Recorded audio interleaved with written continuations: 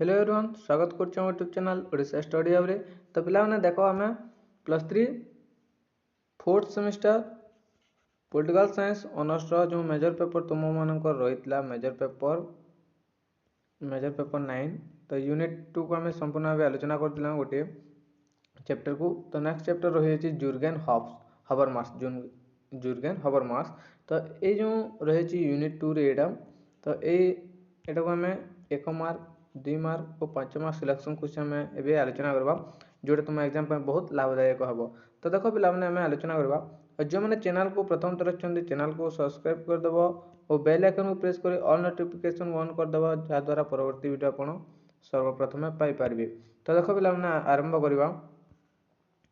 तो देखो प्रथम प्रश्न रही छि तुमरो शॉर्ट क्वेश्चन डैश पूर्ण रही छि। तो देखो हाबरमास डैश देशर जने प्रसिद्ध दार्शनिक अटंती। हाबरमास डैश देशर जने प्रसिद्ध दार्शनिक अटंती ना राइट आंसर है जर्मन। तो जर्मन रो होचंती हाबरमास बुझिला जर्मन देशर। नेक्स्ट हाबरमास डैश मसिया रे जर्मन रो डैश टारे जन्म ग्रहण करथिले।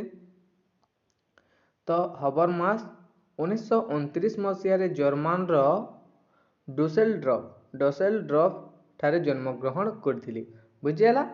हाबरमास 1929 मसिया जर्मन रो डसेलड्रफ ठारे जन्म ग्रहण करथिले। नेक्स्ट रही डैश गवेषणा अनुसार डैश मसिया रे हाबरमास दार्शनिक दायित्व ग्रहण करथिले। तो कौन हबो ना फ्रैंकफर्ट गवेषणा अनुष्ठान रो 1993 मसिया रे हाबरमास दार्शनिक दायित्व ग्रहण करथिले। नेक्स्ट रही तुमरो घ नंबर देखो जर्मन रो चिंतनात्मक डैश तांको ऊपर गभीर प्रभाव पकाइतिला ना इमानुएल कांट बुझिला। जर्मन रो चिंतनात्मक इमानुएल कांट तांको ऊपर गभीर प्रभाव पकाइतिले। नेक्स्ट होई घ नंबर डैश पुस्तक रचना पय हाबरमास प्रसिद्ध लाभ करथिले ना the theory of communicative action जोटा 1981 मसिया रे रचित होइतिला बुझिला the theory of communicative action. Next रही तुमरो 6 नंबर देखो पिला माने हाबरमास को 4टी स्तंभ तत्व डैश पुस्तक रे वर्णना करा जायछि। तो हाबरमास को 4टी स्तंभ तत्व द कम्युनिकेटिव एक्शन पुस्तक रे रचना बा वर्णना करा जायछि बुझिला द कम्युनिकेटिव एक्शन। नेक्स्ट रही तुमरो 6 नंबर हाबरमास डैश को प्रभुत्व और वैधता नीति को गुरुत्व देउतिले पिला माने ना मार्क्स वेबर को प्रभुत्व एवं वैधता नीति को गुरुत्व देउतिले हाबरमास। नेक्स्ट होची तुमरो 6 नंबर हाबरमास को 16 प्रकृता सम्मिलित पुस्तक नाम कौन। तो एटा इबो the philosophical discourse of modernity the philosophical discourse of modernity बुझिला। नेक्स्ट तो देखो पिला माने 9 नंबर रही अछि तुमरो प्रथम आधुनिकता पर्याय डैश रु डैश समय पर्यंत परिव्याप्त थिला। तो एटा हिबो 1500 रु 1789 पर्यंत परिव्याप्त थिला। नेक्स्ट होची 2 नंबर आधुनिकता द्वितीय पर्याय डैश रु डैश समय पर्यंत होइतिला ना 1789 रु 1900 पर्यंत। नेक्स्ट होची एटा 1789 रु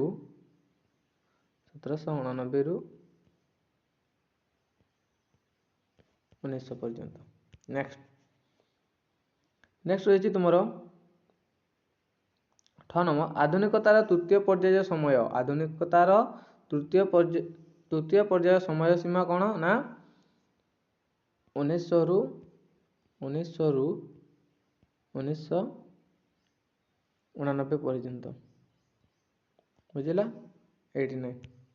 नेक्स्ट रही ड नंबर आधुनिकता को डैश रो युग बोली कहा जेते पिला माने आधुनिकता को डैश रो युग बोली कहा जेते ना आदर्शवाद रो युग बोली कहा जेते। नेक्स्ट रही ढ नंबर हाबरमास डैश टी भाषा रे विभिन्न पुस्तक अनुवाद करथिले ना 40 टी भाषा हाबरमास 40 टी भाषा बुझिला 40 टी भाषा।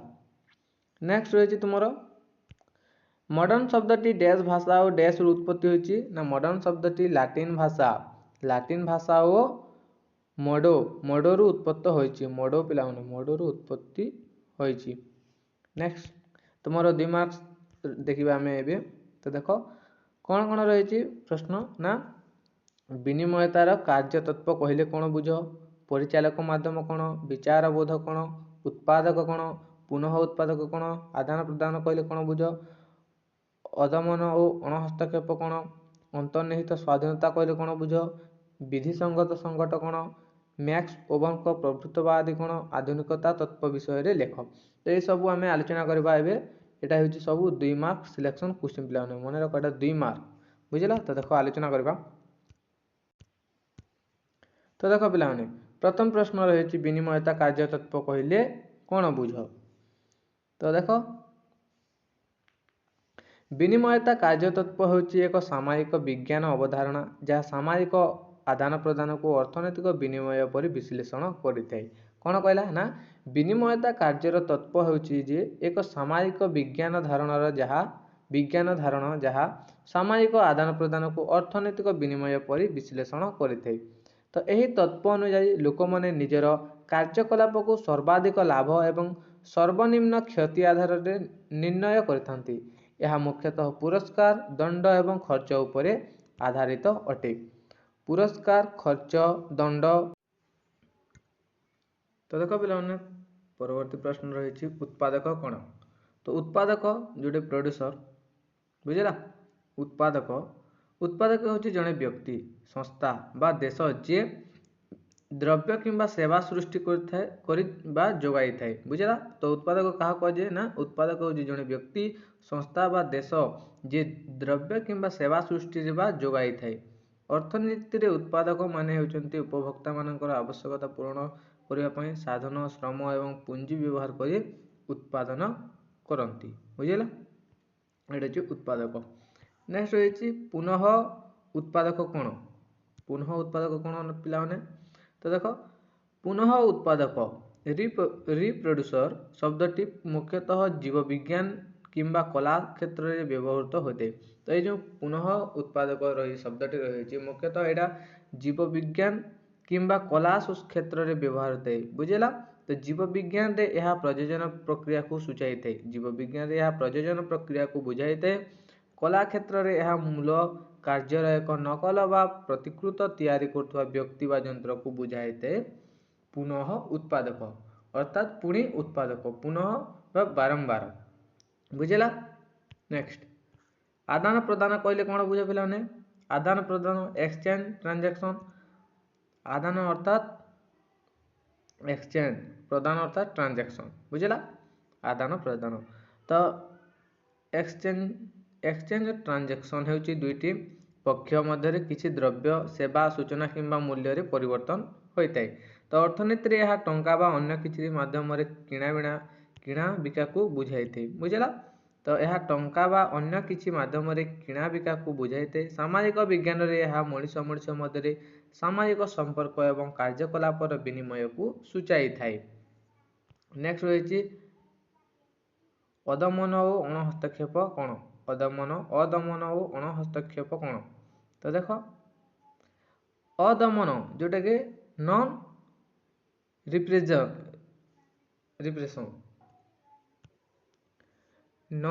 रिप्रेजेंट यह अणहस्तक्षेप एवं अणहस्तक्षेप जोटा कि नॉन इंटरफेरेंस बुझेगा।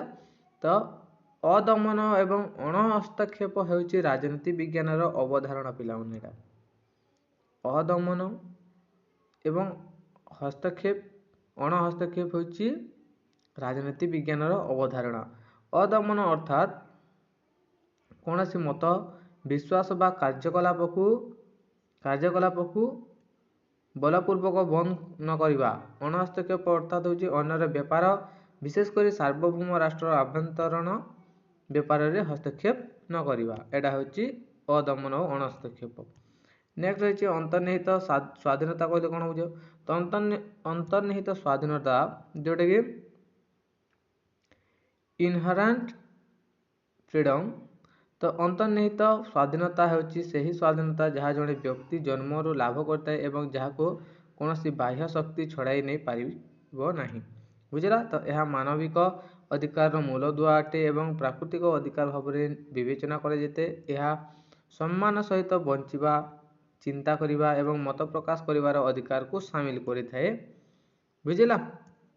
ନେକ୍ସଟ, ବିଧିସଙ୍ଗତ ସଙ୍କଟ କ'ଣ? ତ ଦେଖ, ବିଧିସଙ୍ଗତ ସଙ୍କଟ ହେଉଛି ଏକ ରାଜନୈତିକ ପରିସ୍ଥିତି ଯେତେବେଳେ ଜନସାଧାରଣଙ୍କ ସରକାର କିମ୍ବା ଶାସନ ବ୍ୟବସ୍ଥାର ବୈଧତା ଏବଂ ନିୟମଗୁଡ଼ିକର ସ୍ୱୀକାର୍ଯ୍ୟତା ଉପରେ ବିଶ୍ୱାସ ହରାଇଥାଏ। ଏହା ସାଧାରଣତଃ ଦୁର୍ନୀତି, ଅପାରଗତା କିମ୍ବା ଜନ ଆବଶ୍ୟକତା ପୂରଣ କରିବାରେ ବିଫଳତା ହେତୁ ଉପୁଜିଥାଏ। ନେକ୍ସଟ ହେଉଛି ମ୍ୟାକ୍ସ ୱେବରଙ୍କର ପ୍ରଭୃତବାଦ କ'ଣ? ତ ମ୍ୟାକ୍ସ ୱେବରଙ୍କ ପ୍ରଭୃତବାଦ କ୍ଷମତାର ବୈଧତା ଉପରେ ଆଧାରିତ। ୱେବର 3 ପ୍ରକାର ଆଦର୍ଶ ପ୍ରଭୃତ୍ୱ ବିଷୟରେ କୁହାଯାଇଛି। ଦେଖ, ଯୁକ୍ତିଯୁକ୍ତ ବୈଧ, ଯେଉଁଟାକି ନିୟମ ଏବଂ ଆଇନ ଉପରେ ଆଧାରିତ ଅଟେ। ଏହି ଯୁକ୍ତିଯୁକ୍ତ ବୈଧ। ନେକ୍ସଟ ହେଉଛି ପାରମ୍ପରିକ, ଯେଉଁଟାକି ଟ୍ରେଡିସନାଲ, ପୁରୁଣା ପ୍ରଥା ଏବଂ ପରମ୍ପରା ଉପରେ ଆଧାରିତ। ରାଜତନ୍ତ୍ର, ଫର ଏକ୍ସାମ୍ପଲ ରାଜତନ୍ତ୍ର। ବୁଝିଲା? ନେକ୍ସଟ,